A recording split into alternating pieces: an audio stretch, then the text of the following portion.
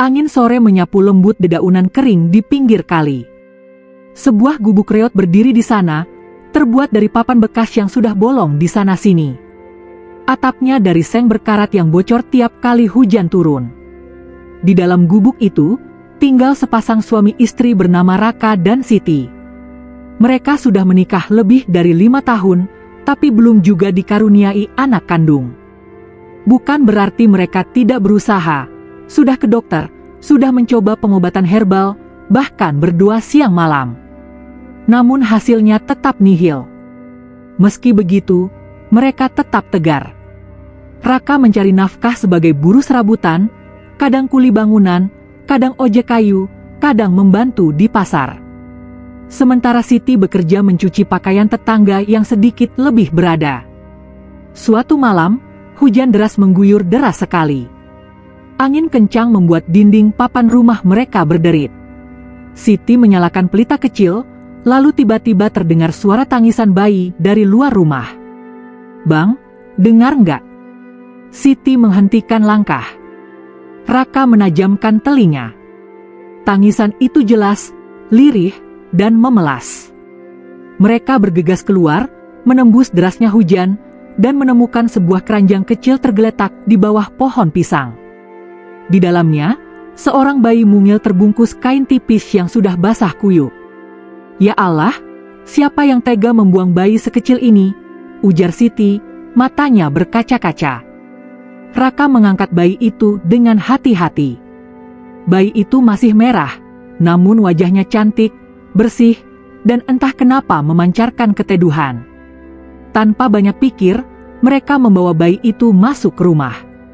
Siti langsung mengeringkan tubuh mungil itu dengan kain yang hangat, sementara Raka membuatkan api kecil di tungku. Malam itu, mereka berdua memutuskan, bayi itu akan mereka rawat seperti anak kandung sendiri. "Namanya, kita kasih siapa, Bang?" tanya Siti sambil mengelus lembut pipi bayi itu. Raka berpikir sejenak. Bagaimana kalau Naila? Artinya, anak yang dicapai dengan perjuangan. Siti tersenyum. Indah sekali. Malam itu, tangisan bayi kecil bernama Naila mengisi gubuk reot itu. Mereka tidak tahu bahwa anak itu bukan sembarang anak. Ia membawa takdir besar yang kelak akan mengubah kehidupan mereka selamanya. Tahun-tahun berlalu. Gubuk reot di pinggir kali kini tak lagi hanya diisi suara angin malam, tetapi juga tawa kecil Naila yang mulai tumbuh besar. Sejak bayi, Naila benar-benar membawa warna baru dalam hidup Raka dan Siti. Ia tidak pernah rewel berlebihan, matanya selalu berbinar saat melihat kedua orang tua angkatnya, dan senyum kecilnya mampu menghapus segala lelah mereka. Raka sering pulang kerja dengan tubuh penuh keringat dan tangan kasar akibat mengangkat batu atau kayu, tapi begitu Naila menyambut dengan berlari kecil sambil berteriak, "Baba!" semua rasa sakit hilang. Siti pun merasakan hal yang sama. Meski harus mencuci pakaian tetangga dari pagi hingga sore, setiap kali menimang Naila, hatinya terasa penuh. Namun, seiring waktu, ada hal yang membuat keduanya bertanya-tanya. Naila tumbuh berbeda dari anak-anak lain di kampung mereka. Wajahnya begitu halus, kulitnya lebih putih bersih, bahkan rambutnya hitam berkilau seperti sutra. "Bang, lihat Naila," bisik Siti suatu malam saat mereka berdua duduk di tikar pandan, menatap putri kecil mereka yang sedang tidur pulas. "Kok dia makin hari makin beda ya? Rasanya bukan seperti anak kita." Raka menarik napas panjang. "Memang beda, Ti. Dari awal kita juga tahu, dia bukan darah daging kita. Tapi maksudku, Naila seperti anak orang kaya, Bang. Lihat kulitnya, lihat caranya bicara." Benar saja, meski hidup di tengah kesederhanaan, Naila memiliki kecerdasan yang tak biasa. Di usia 4 tahun, ia sudah bisa menghafal doa-doa panjang, cepat menangkap pelajaran, bahkan bisa menulis huruf dengan rapi padahal belum masuk sekolah. Tetangga-tetangga sering berbisik, "Itu anak siapa, ya? Kok cantik sekali, wajahnya nggak mirip Raka ataupun Siti." Namun Raka dan Siti tak peduli. Bagi mereka, Naila adalah anugerah yang dititipkan Allah. Suatu hari, ketika Raka membersihkan gudang kecil di belakang rumah, ia menemukan kain lusuh yang dulu membungkus Naila saat pertama kali mereka temukan. Di dalam lipatan kain itu, ada sesuatu yang dulu tak pernah mereka sadari, sebuah surat kecil yang terbungkus plastik agar tak basah. Dengan tangan gemetar, Raka membuka surat itu. Tulisan di atas kertas mahal berwarna gading berbunyi, "Jika suatu hari ada yang menemukan bayi ini, tolong rawatlah ia dengan kasih sayang. Jangan cari kami, jangan tanya siapa kami. Dia akan datang menjemput takdirnya sendiri. M." Raka terpaku. Ia memanggil Siti, lalu menunjukkan surat itu. Siti terbelalak. Ya Allah, berarti benar dugaan kita. Naila bukan anak sembarangan. Raka menghela napas panjang. Tapi, apapun latar belakangnya, Naila tetap anak kita. Kita sudah janji malam itu. Siti mengangguk, menitikkan air mata. Iya, Bang, sampai kapanpun.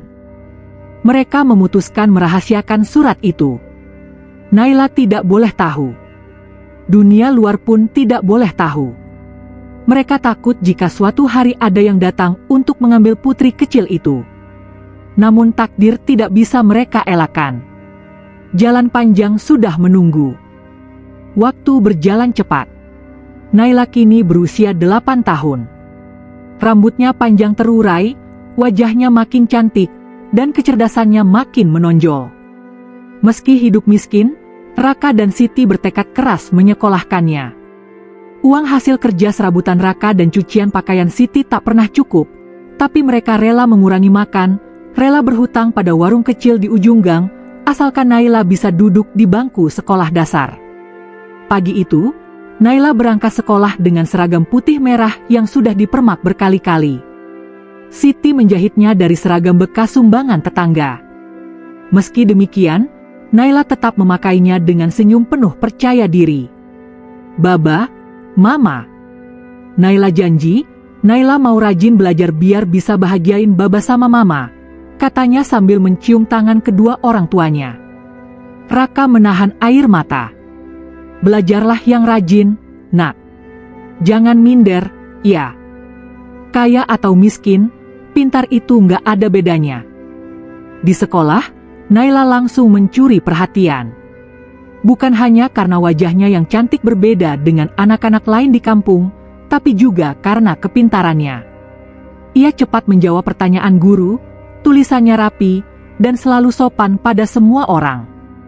Namun, hal itu juga membuat beberapa anak iri. Ada yang mengejeknya anak pungut, ada yang mencibir pakaiannya lusuh. Tapi Naila tidak pernah melawan. Ia hanya diam, lalu tersenyum kecil. Suatu siang, setelah jam sekolah usai, Naila menunggu jemputan ayahnya di gerbang sekolah. Raka biasanya datang menjemput dengan sepeda tua butut. Tapi hari itu, sebuah mobil mewah hitam berhenti tak jauh dari tempat Naila berdiri. Seorang wanita elegan turun dari mobil. Wajahnya cantik, anggun, dengan perhiasan mahal berkilau di tangannya. Ia menoleh ke arah Naila, dan seketika langkahnya terhenti. Mata wanita itu membesar, tubuhnya bergetar. Wajah Naila sangat mirip dengan seseorang yang ia kenal. Naila, ya? Tanya wanita itu dengan suara bergetar. Naila menoleh polos. Iya, Tante. Tante siapa? Wanita itu tersenyum samar, matanya berkaca-kaca. Kamu? Mirip sekali dengan anak yang pernah hilang bertahun-tahun lalu, gumamnya lirih. Sebelum Naila sempat bertanya lebih jauh, Raka datang dengan sepeda tuanya. Melihat putrinya berbicara dengan wanita asing, ia segera menyapa dengan sopan, "Permisi, Bu. Ada perlu dengan anak saya?" Wanita itu tersadar. Ia menatap Raka dengan mata penuh tanya, namun buru-buru menggeleng. "Oh, tidak. Maaf, saya hanya salah lihat." Lalu ia segera masuk ke mobil dan pergi. Raka menatap mobil mewah itu menjauh, dadanya terasa sesak. Ia ingat kembali surat misterius di keranjang dulu. Apakah wanita tadi ada hubungannya? Sejak hari itu, wanita elegan itu tidak bisa berhenti memikirkan Naila. Ia adalah Mirna, istri seorang konglomerat terkenal, pemilik perusahaan besar di kota. Bertahun-tahun lalu, Mirna pernah kehilangan bayi perempuan dalam keadaan misterius. Bayi itu diculik dari rumah sakit, tak pernah ditemukan hingga sekarang. Dan kini, ia merasa seperti melihat bayangan masa lalu itu pada diri Naila. Sementara itu, di rumah gubuk, Raka dan Siti semakin was-was. Mereka tahu cepat atau lambat, rahasia ini akan terbongkar. Dan saat itu tiba, apakah mereka siap kehilangan Naila? Beberapa hari setelah pertemuan singkat itu, Mirna tidak bisa tidur dengan tenang. Bayangan wajah Naila terus menempel di benaknya. Mata, senyum, bahkan cara gadis kecil itu bicara, semuanya terasa begitu familiar. Malam itu, di ruang kerja rumah mewahnya yang penuh lukisan mahal, Mirna menatap sebuah foto lama yang ia simpan rapi dalam bingkai kaca. Foto seorang bayi mungil berbalut kain putih, bayi yang dulu hilang dari kehidupannya. Air matanya jatuh. Apakah mungkin dia masih hidup? Dan anak itu, Naila. Suaminya, Arman Pratama, seorang pengusaha besar yang namanya sering muncul di televisi, masuk ke ruangan. Ia melihat istrinya menangis sambil menggenggam foto itu. "Mirna, kamu masih belum bisa melupakan?" tanya Arman dengan suara berat. "Bagaimana aku bisa melupakan, men? Bayi itu daging dari rahimku. Hilang di hari kelahirannya. Sampai sekarang aku tidak tahu di mana dia berada." Mirna terisak. Arman menghela napas panjang. "Kita sudah berusaha mencarinya bertahun-tahun. Semua polisi, detektif, bahkan orang dalam rumah sakit. Tapi nihil. Sudahlah, Mirna. Mungkin memang takdirnya begitu." Mirna menggeleng keras. "Tidak. Aku merasa, aku melihatnya. Di sekolah. Seorang anak bernama Naila. Wajahnya persis seperti bayiku yang hilang." Arman terdiam. "Anak siapa dia?" "Dia dijemput seorang pria miskin dengan sepeda butut," katanya ayahnya. "Tapi, matanya, men, matanya seperti milik kita." Arman menatap istrinya dalam-dalam. "Kalau memang benar, kita harus pastikan." Penyelidikan diam-diam. Beberapa hari kemudian, Arman diam-diam memerintahkan orang kepercayaannya, seorang pria berkacamata bernama Bima, untuk menyelidiki keluarga miskin yang tinggal di pinggir kali itu. Bima menyamar sebagai pembeli ikan di pasar dekat rumah Raka. Ia pura-pura akrab dengan warga sekitar, bertanya-tanya tentang pasangan miskin itu. "Pak Raka itu orangnya baik, Mas. Kerjanya apa aja yang penting halal. Istrinya, Bu Siti, rajin sekali cuci baju buat tetangga. Mereka punya anak perempuan cantik sekali, namanya Naila," ujar seorang penjual sayur.